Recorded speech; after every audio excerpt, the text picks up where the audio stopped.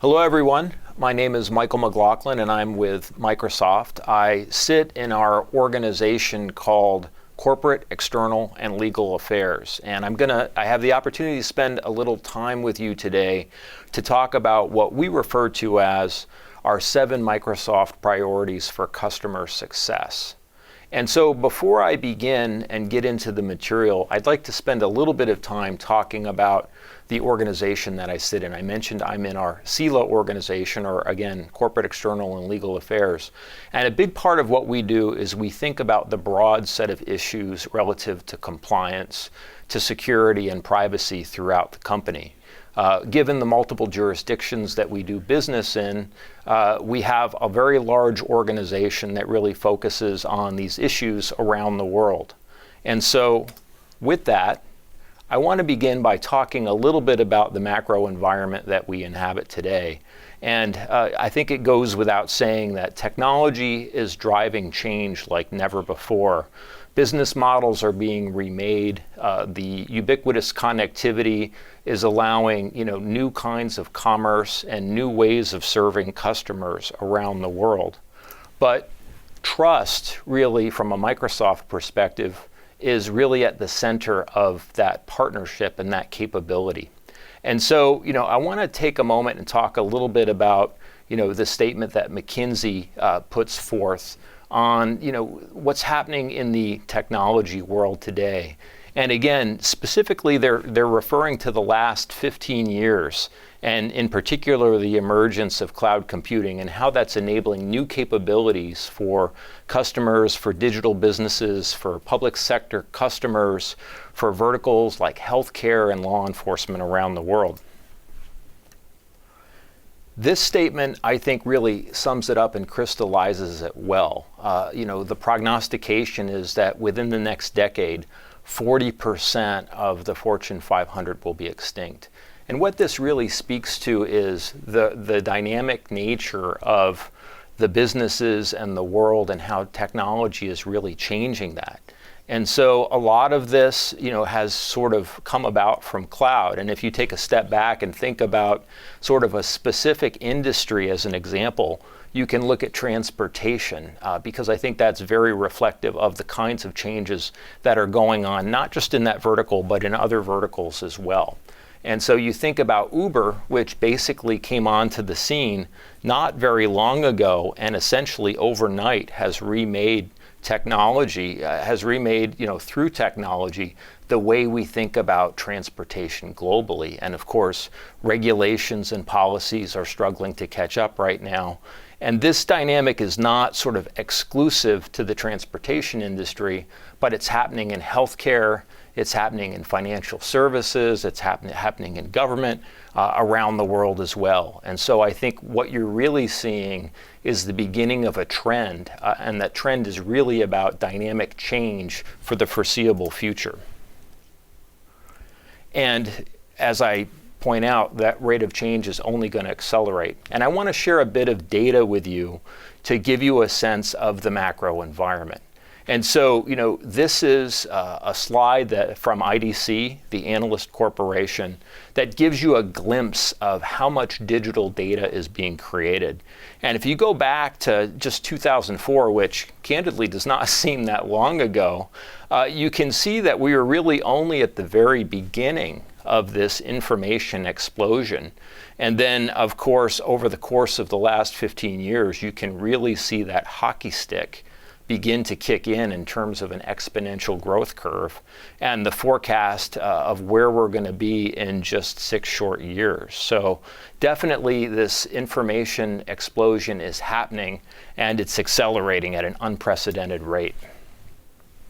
I took US e-commerce as sort of a proxy for how this is happening in the world. It's a good example of the kind of growth that we can expect to see. And so, as many of you know, the global economy is approximately $40 trillion.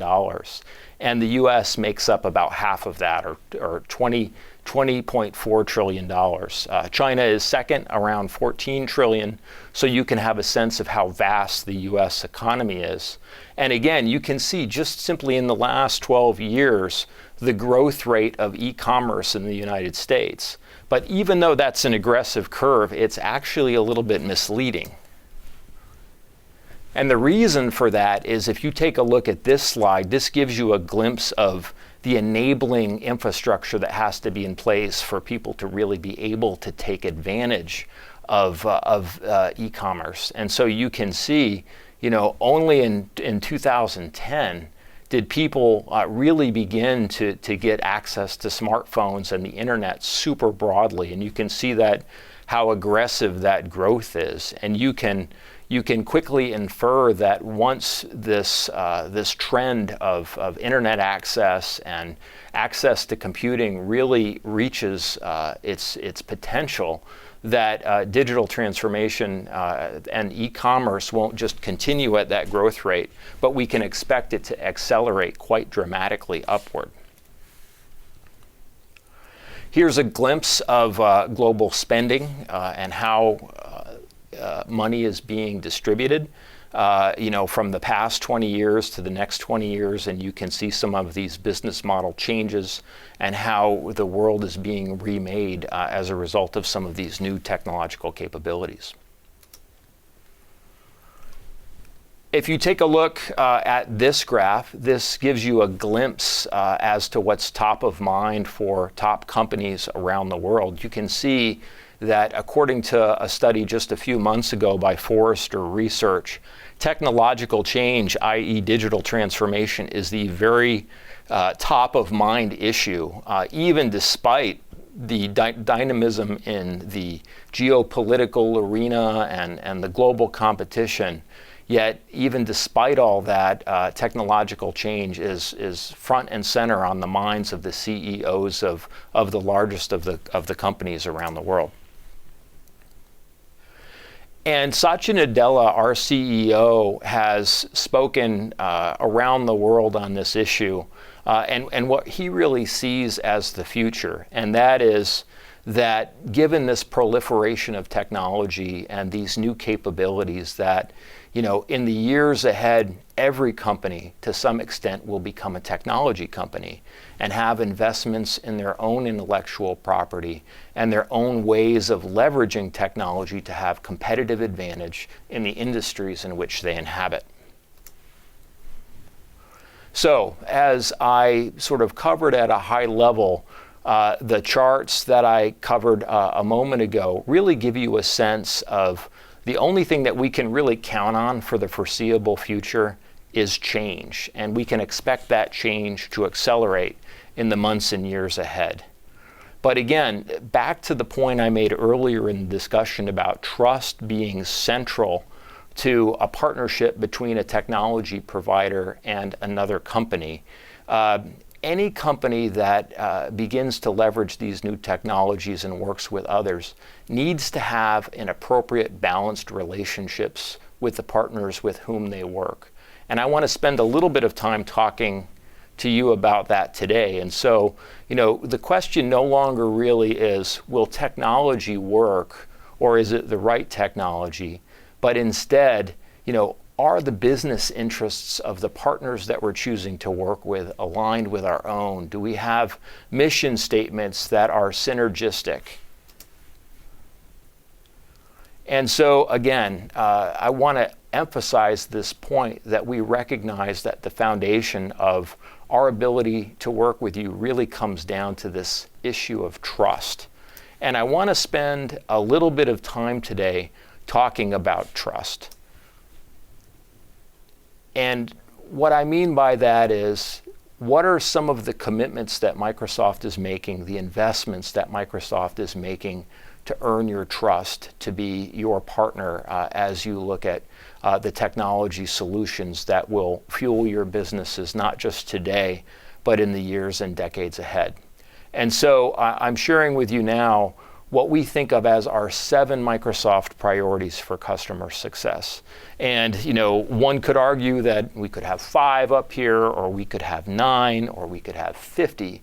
But from the perspective of the company, these are some of the core issues that we are focused on today, that we have pursued that are directly relevant to our customers' needs. And so To understand the business of a potential partner, I think it's very important to look at where they're making the biggest investments and where their biggest commitments are. And these 7 priorities represent for us those areas.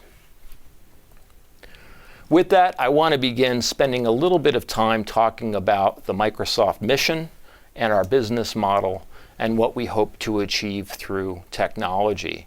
Many of you are familiar with Microsoft's history, the founding of the company, close to 50 years ago by Bill Gates, Paul Allen, and Steve Ballmer.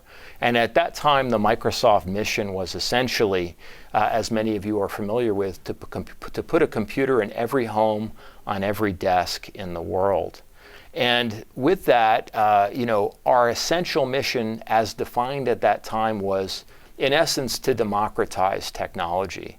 And if you go back to the 1990s and even the 1980s, access to compute power was quite limited, as many of you will recall, unless you inhabited the rarefied environment of a Fortune 500 company or an elite academic institution.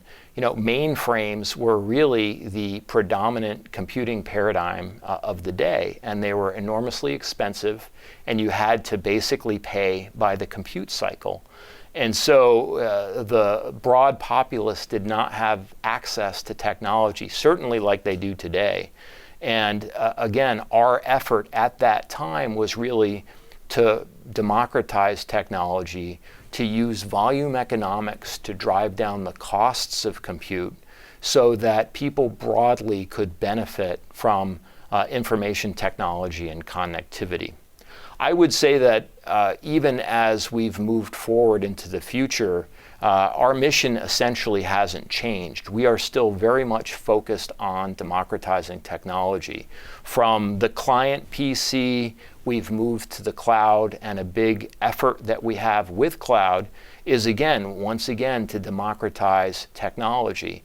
And so if you think about the fact that a student or a developer who has a credit card in their back pocket can access the Microsoft cloud and our Azure services to be able to do their research, to be able to rent capacity, this is sort of unprecedented. And even just a few decades ago, people did not have the ability to be able to do that. And so, again, our mission to be able to broadly bring this technology to the general population is something that we continue to pursue.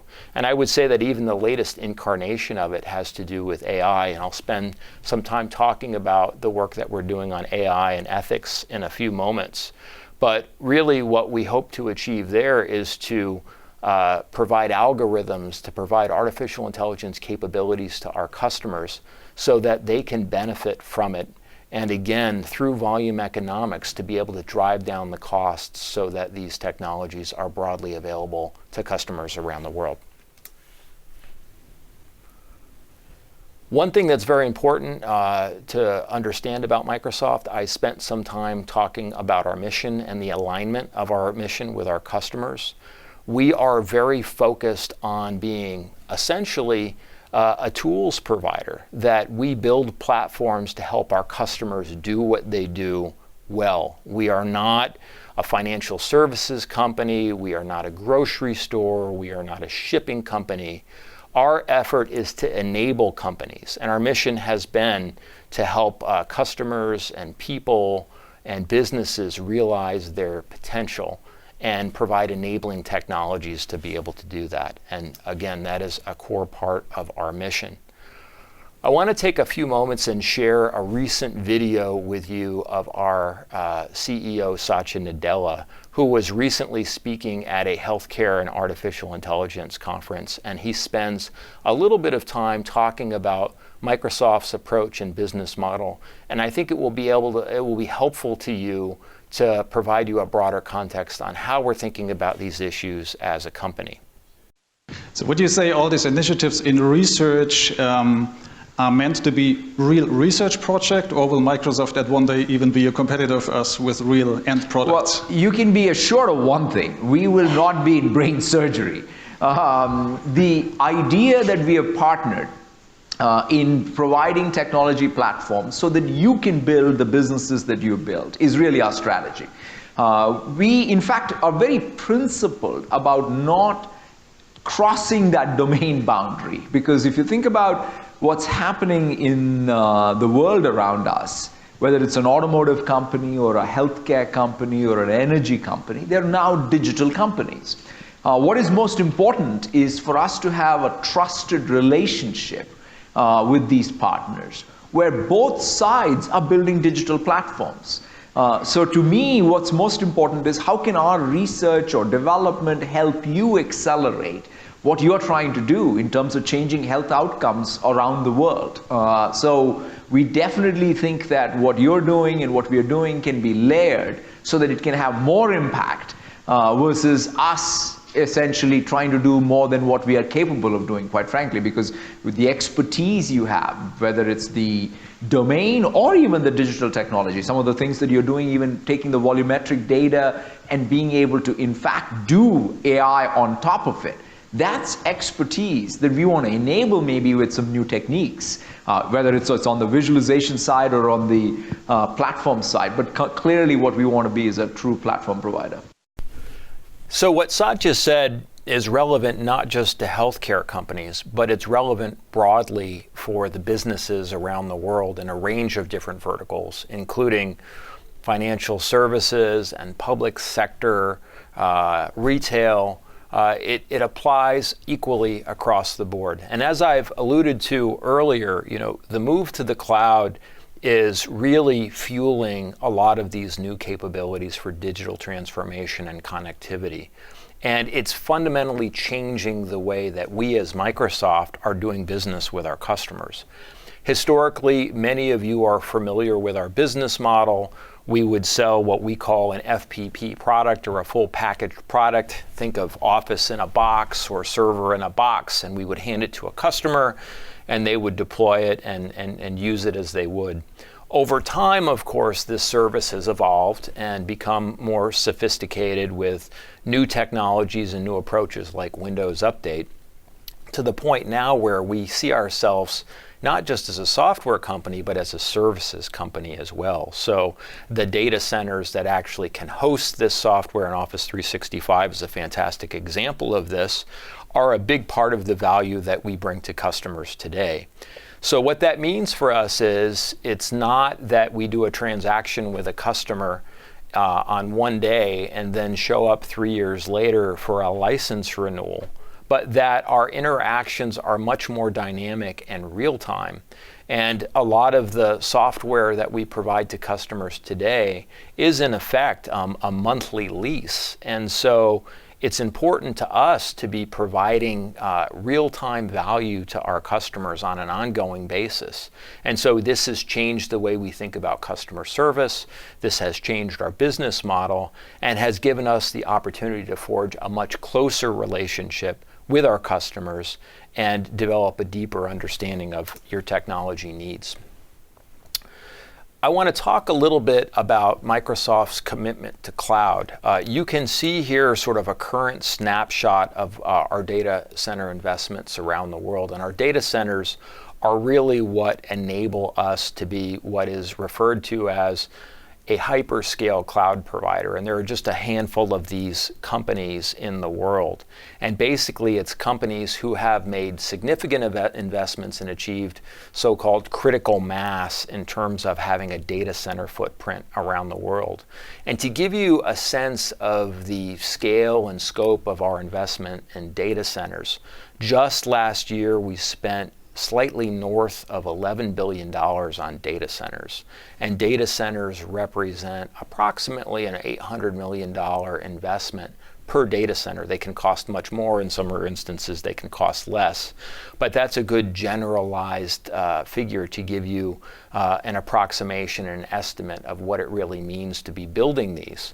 And again, it's not simply the effort of creating a facility that has connectivity and servers and storage, but it's the legal and regulatory work that has to happen to ensure that these data centers are run in compliant ways. It's the physical security that the data centers that they have to have that are a core priority in terms of our capabilities for meeting our customers' needs.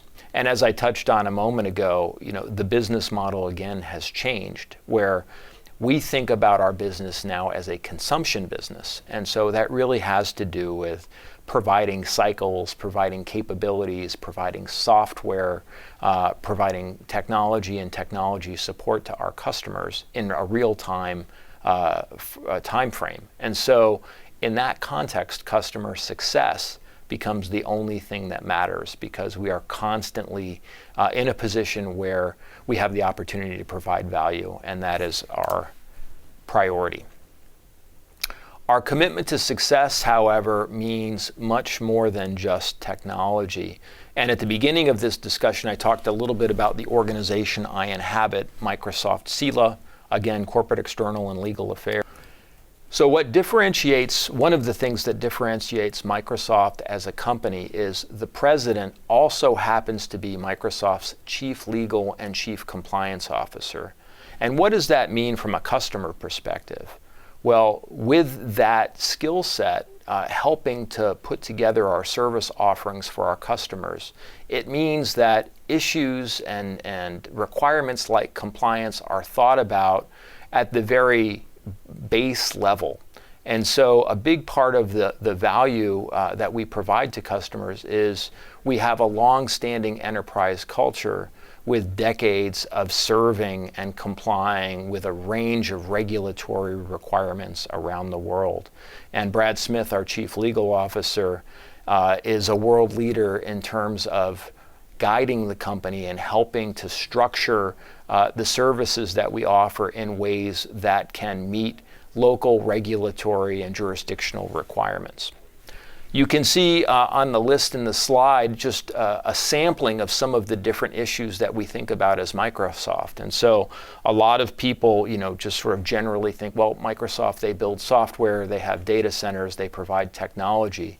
But we do lots of other things, and in particular in my organization, CELA, these are some of the priorities that we think about that are perhaps necessary, if not sufficient, to helping our customers take advantage of technology to the maximum extent to be able to fuel their digital transformations. We also take our commitment to supporting our customers very seriously, again, not just in terms of providing world-class technology, but in providing our perspectives and being transparent about how we're thinking about a broader set of issues, from security to privacy to compliance. And just in the last year, we've published 3 different books to be able to help people understand our perspective on a range of different issues. The first is called The Cloud for Global Good, and this book really is designed for government officials and policymakers, and it's a set of perspectives from Microsoft on legal and regulatory issues that might be helpful as you're thinking about setting policies in your own region. Digital Transformation in the Cloud, the second book, is some research that we put together from subject matter experts across Microsoft to help enterprise leaders and their legal and compliance decision makers have an informed perspective about technology and at a high level begin to understand some of the macro issues that will be important not just today, but increasingly important in the years ahead. And then lastly, Brad worked heavily on The Future Computed, which is a book that really focuses on artificial intelligence, some of the challenges, some of the opportunities, and a broad snapshot of the breadth of issues that we're working through today and will continue to work through with the governments and civil society and policymakers around the world into the future. The second customer success priority I want to touch on briefly today is privacy. And from a Microsoft perspective, we really see privacy as a fundamental Other regions are following Europe's lead with GDPR, including Brazil, Canada, Japan, and the US, and in particular in California. New data protection regimes have been proposed and new legislation is being considered. And so a key priority from our perspective as serving our customers' needs is to ensure that we are staying compliant with these various evolving sets of regulations. And I think GDPR is a great example where it really did become a company-wide effort to evolve our technologies and services to be able to comply, to be able to help our customers comply with this complex regulation.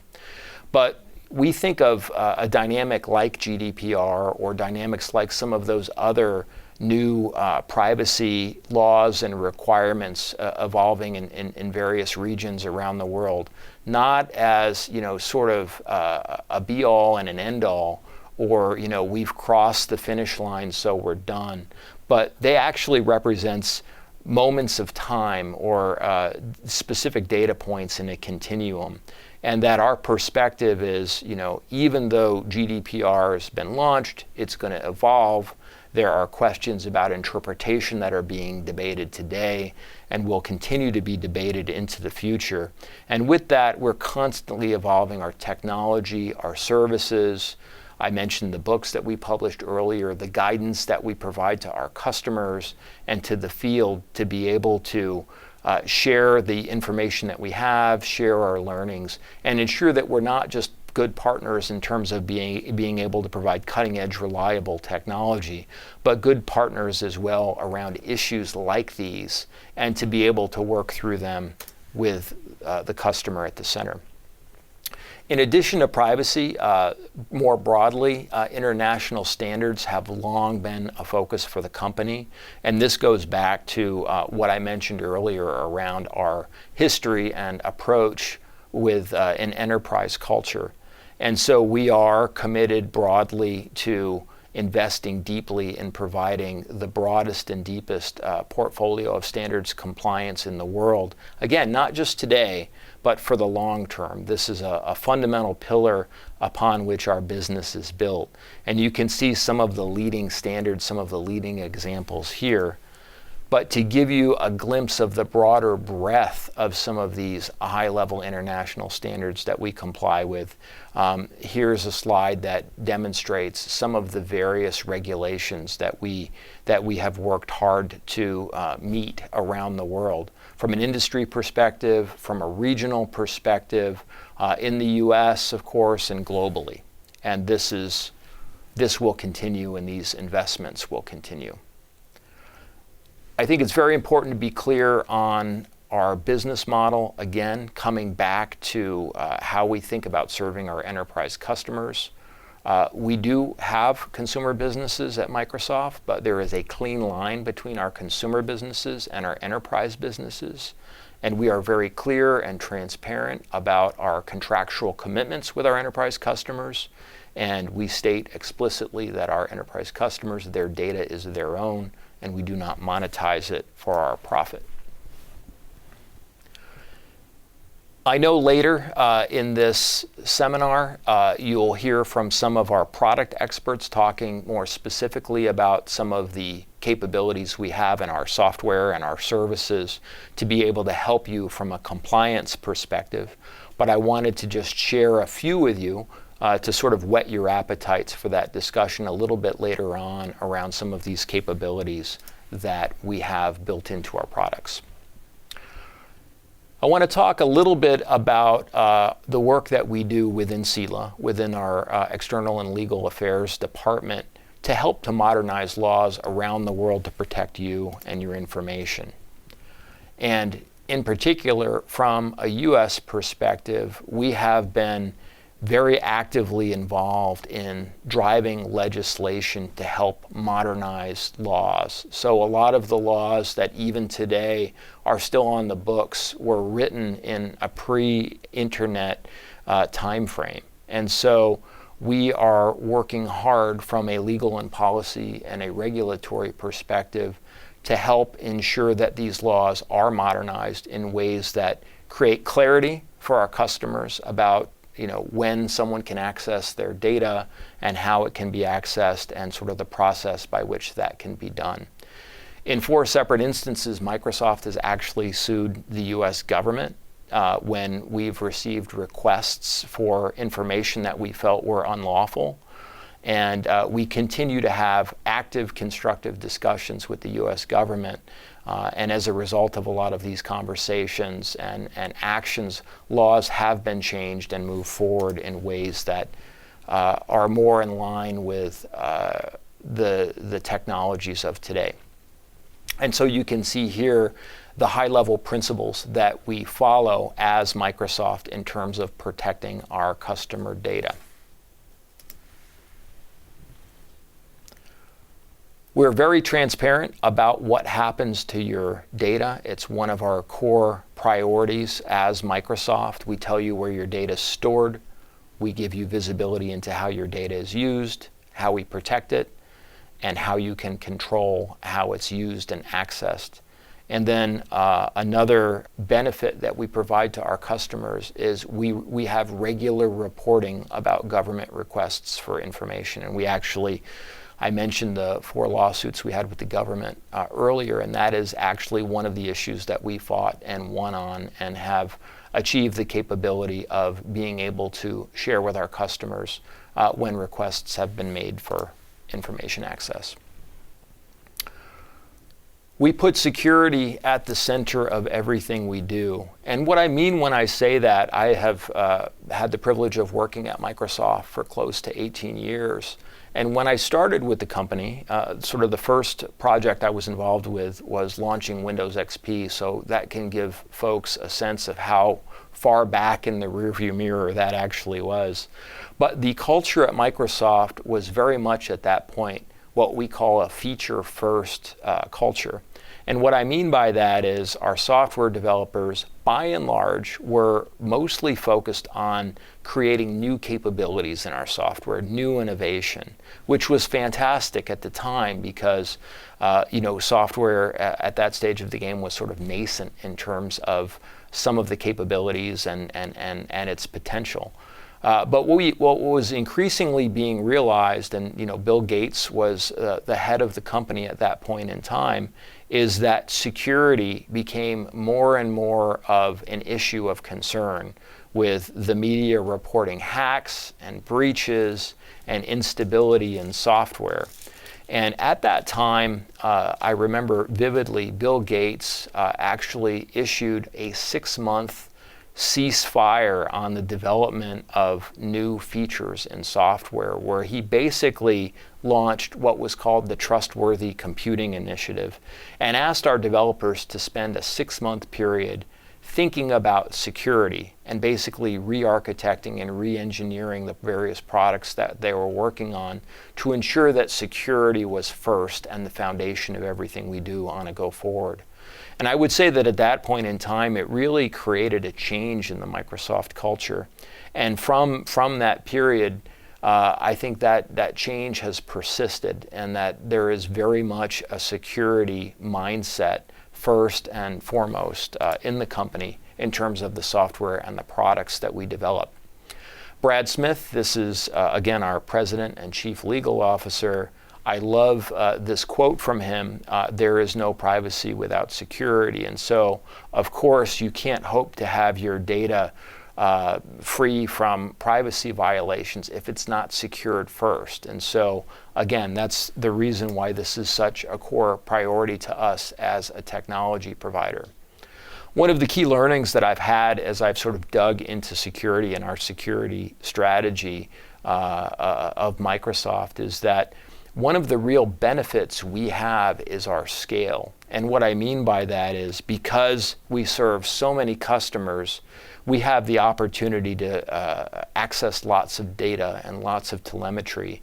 And through machine learning, we can actually use that data to make us smarter, to help us be more aware of when there's an anomaly or a breach or an inconsistency, and be able to, through technologies like Windows Update, proactively inoculate our customers from security risks along those lines.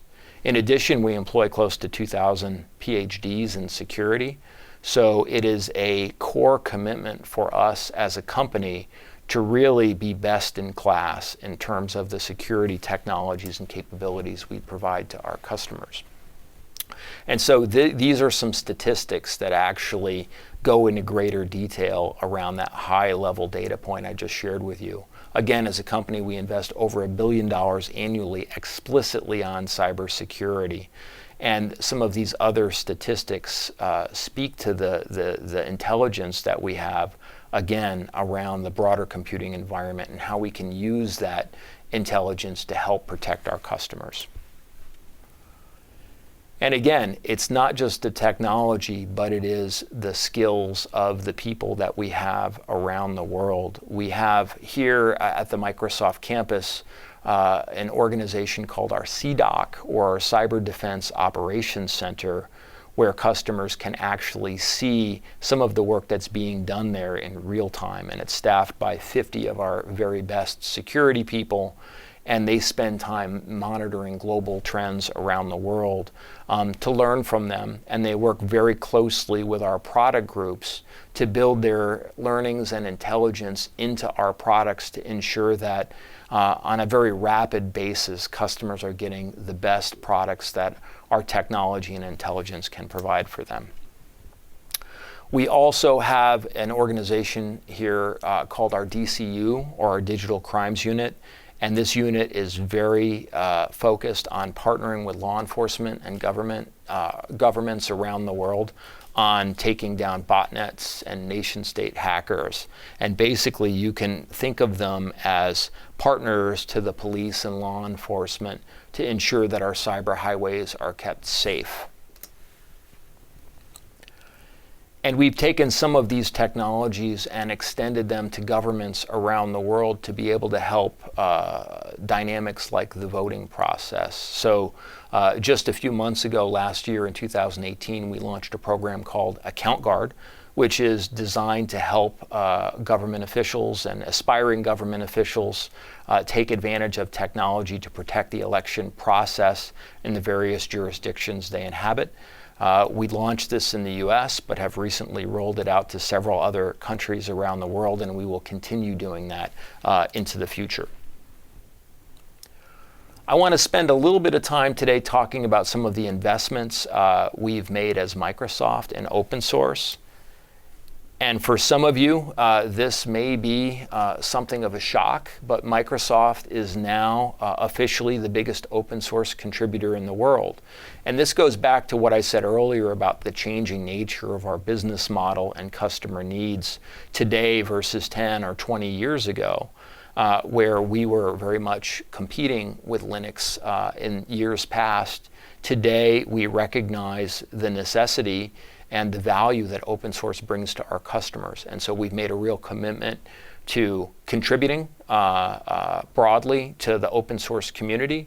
More Microsoft employees contribute to open source than any other company in the world. And we recently acquired GitHub, which represents the largest repository of open source code in the world. And you can see some of the headlines around this acquisition and what it really suggests about our commitment there. And many of the products that are outlined here, they're all available on GitHub. These are the primary code repositories for these technologies. And so we are glad to be able to help bring these benefits and capabilities to our customers. Within Sila, we've launched a couple of new programs just recently in the past 18 months. Including our Shared Innovation Program.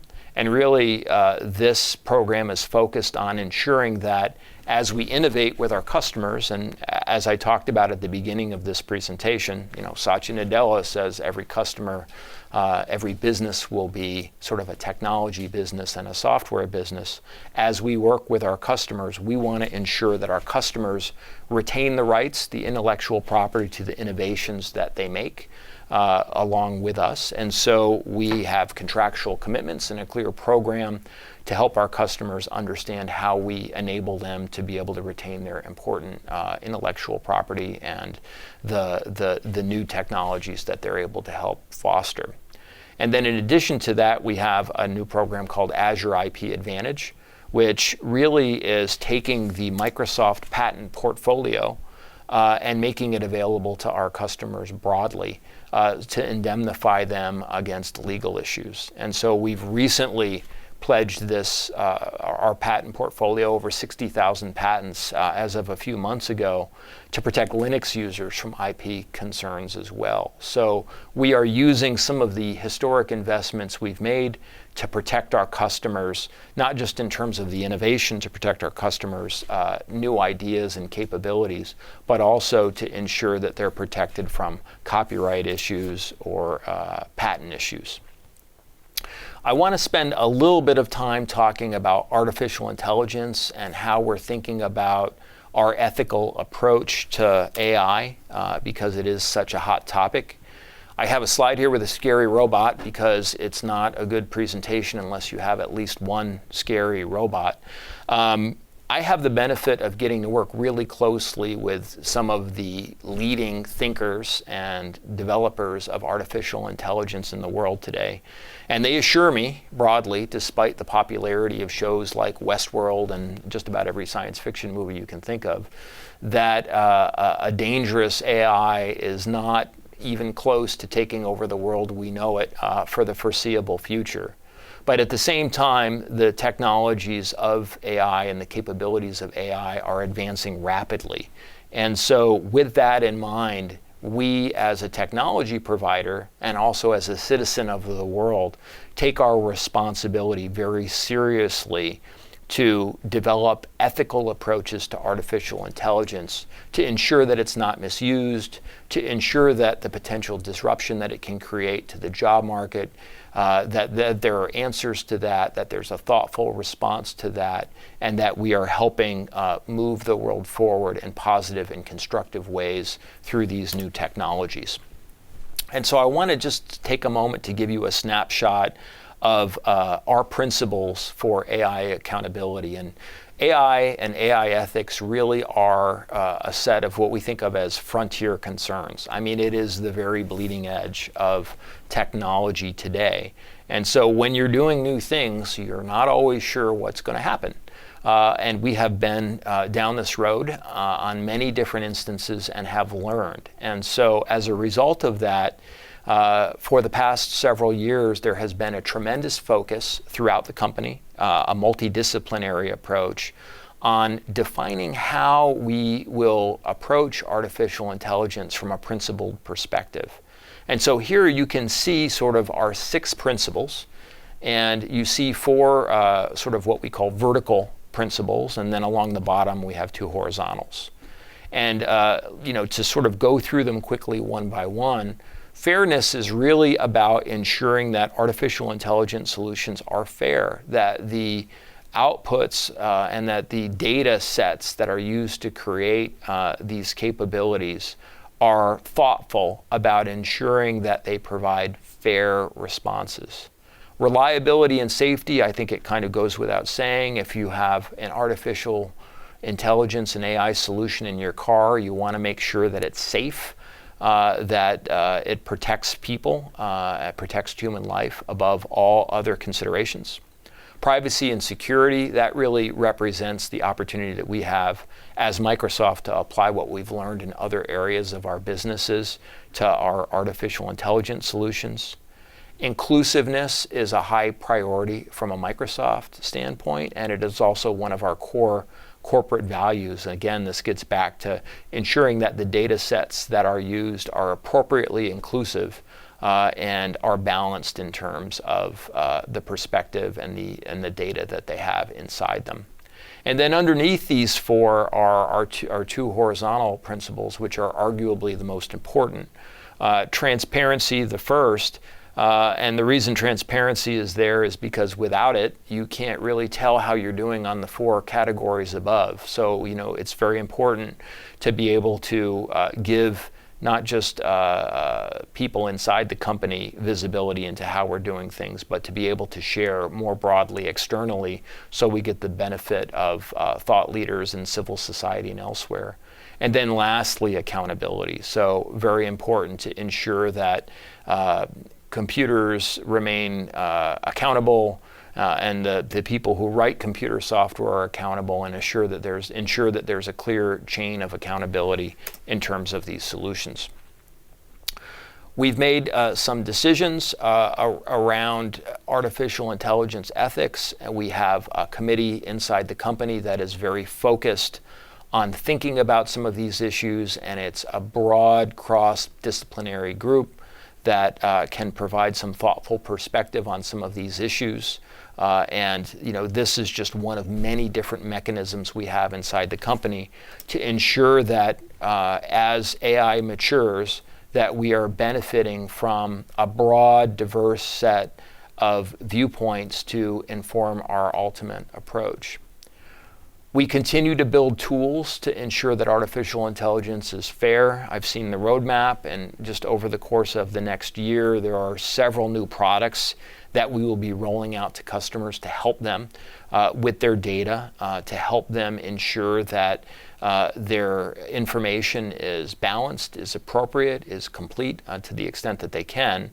And while none of these technologies are necessarily a silver bullet or an absolute answer for any of these questions that come up, they're definitely steps on the road to ensuring that our customers are adequately resourced with information and technology to help them as they take advantage of some of these new technology capabilities. This screenshot is from a recent New York Times story that some of you may be familiar with from last year that really talks about some of the concerns and questions that came up around facial recognition, which of course is powered by artificial intelligence. And a few different researchers took a look at some of the different facial recognition technologies out there and came up with the common conclusion that facial recognition was actually working pretty well, but only if you were a white male of a certain age. Interesting, one of those researchers is in fact a Microsoft expert. And the point that this really drove home, and that this report and this newspaper story helped to drive awareness for people, is that people are familiar with garbage in, garbage out with computers, and it comes back to how important it is to ensure that the data that you're using in your systems is balanced. And in looking sort of closely at the data sets that were originally compiled that informed this facial recognition technology, when you have 80% of the users who are, again, of a certain profile, white, male, within a certain age range, of course that software is going to be much more accurate in recognizing individuals within that category. And so it was a learning, I think, across the industry for the big companies broadly who are investing in pursuing facial recognition technology. And sort of in line with that, as I mentioned a moment ago, we are currently building tools to help our customers ensure that the data that they're using is balanced and appropriate. Some of you may be aware of the regular blog posts Brad Smith publishes through Microsoft, and just within the past few months he published a blog on facial recognition where I think some people were surprised to see Microsoft was actively calling for government regulation of facial recognition technology. And it's our point of view that decisions like that really need to be made by elected officials, and it's not an appropriate place, it's not an appropriate role for a commercial software technology provider. It's not an appropriate role for us to play to be making decisions along those lines. So we look forward to partnering with governments around the world and respecting their laws and regulations as a thoughtful partner. And you can see this final quote from Brad that talks a little bit about our perspective around this facial recognition issue. And then in the seventh and final section of the presentation, I want to just spend a little bit of time talking to some of the commitments we have as Microsoft to making the world a better place for everyone. And really, it goes back to what I said at the beginning of this presentation around the fact that we are citizens of the world and that we are excited and eager to work with our customers in using some of this technology and some of the capabilities of our customers to make the world a better place for everyone. There are a couple of key signature programs that I'm just going to touch on briefly. We have many, many more, but these are some conspicuous examples of the work that we're doing. The first is our commitment to renewable energy, and we are making dramatic investments in driving down the energy utilization of our data centers, even as we build more data centers. This is a high priority for us as a company. It's in line with our mission and our ethical approach to sustainability. And many of you have seen some of the newspaper headlines about experimentation and innovation we're doing, around a range of different things, including undersea data centers that we are building, trying to find new ways to be more environmentally friendly while we are bringing technology and the power of the cloud to even more customers.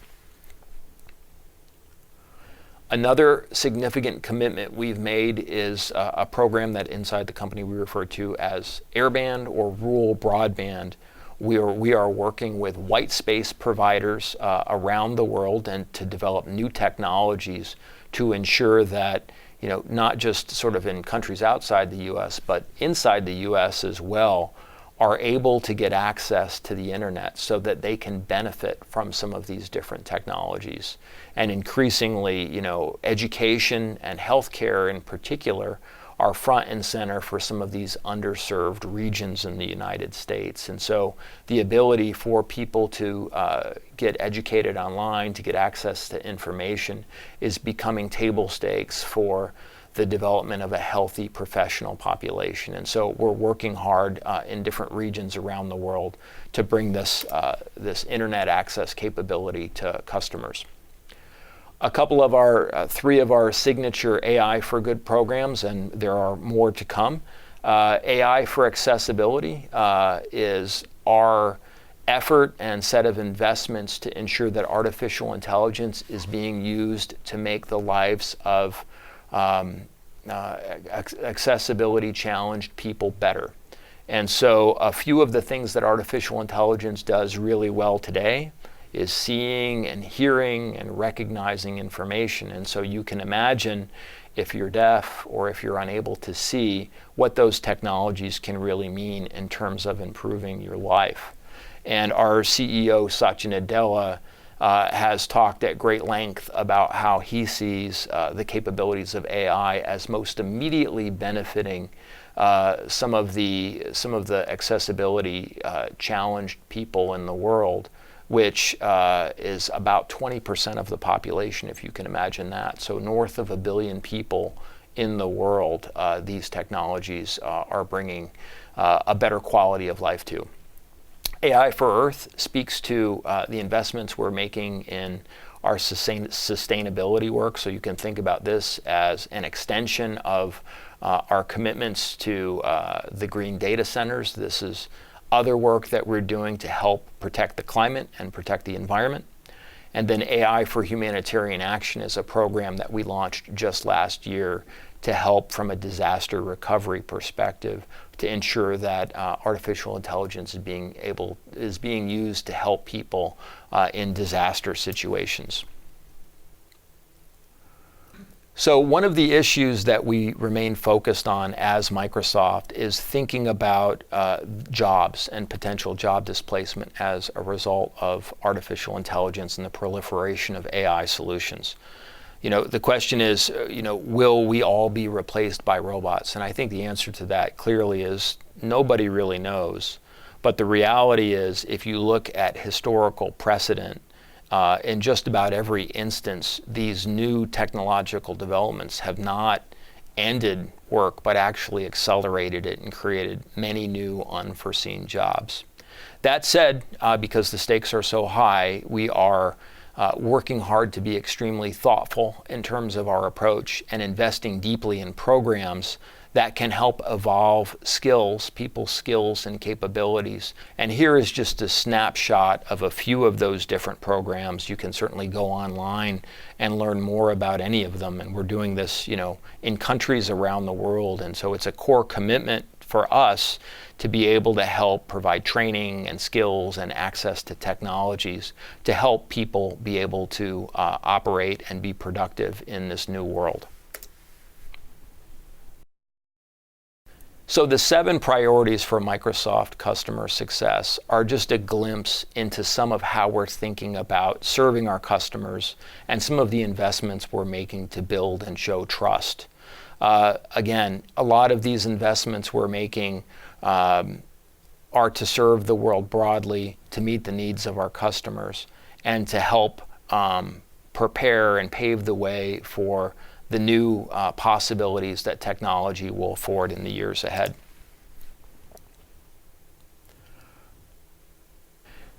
This final quote from Satya is, I think, a great statement of how at Microsoft we are collectively viewing the potential of our new technologies and new technologies around the world that are helping to create new capabilities for customers and new opportunity for addressing some of the world's biggest challenges like hunger and ignorance and disease. And so with that, we look forward to partnering with you to help achieve some of these significant goals and to help move things forward. I want to leave you with a video that talks about the possibilities for artificial intelligence amplifying human ingenuity. Our view on artificial intelligence is most immediately the highest value it's going to bring is to help extend human capability. And with that, I'll leave you with this video, and thank you for your time today. Behind every great achievement, every triumph of human progress, you'll find people driven to move the world forward. People finding inspiration where it's least expected. People who lead with their imagination. But in an increasingly complex world, we face new challenges. And sometimes it feels like we've reached our limits. Now, with the help of intelligent technology, we can achieve more. We can access information that empowers us in new ways. We can see things that we didn't see before. And we can stay on top of what matters most. When we have the right tools and AI extends our capabilities, we can tap into even greater potential. Whether it's a life-changing innovation, being the hero for the day, making a difference in someone's future, or breaking down barriers to bring people closer together. Intelligent technology helps you to see more, do more, and be more. And when your ingenuity is amplified, you are unstoppable.